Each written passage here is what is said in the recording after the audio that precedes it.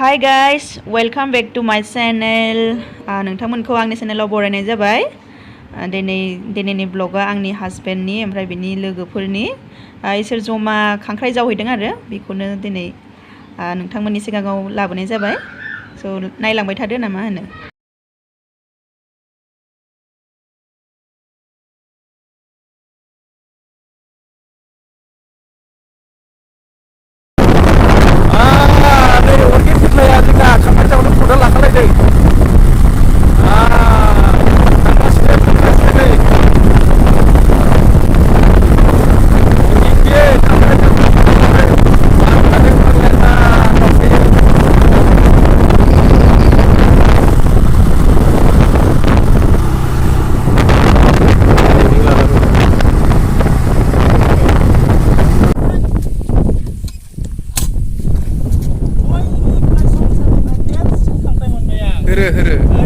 हे भगवान एथ' फिसा फिसा थु आवगायलांसै थु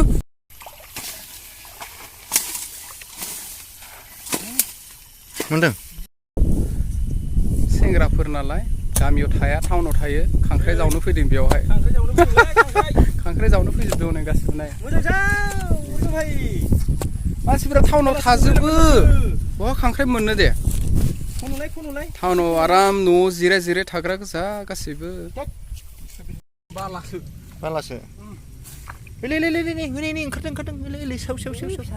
जालै फिसा फिसा गारा लाजोबनांगौ हयलाय मोनबाय दा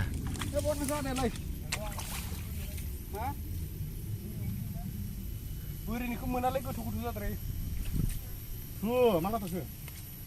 फिसा फिसौ गारनायाव गैया दा न'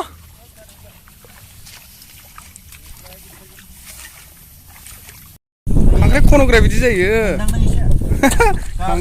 खांख्राइखौ मोनदांल' बुङो ओमफ्राय नुवा दि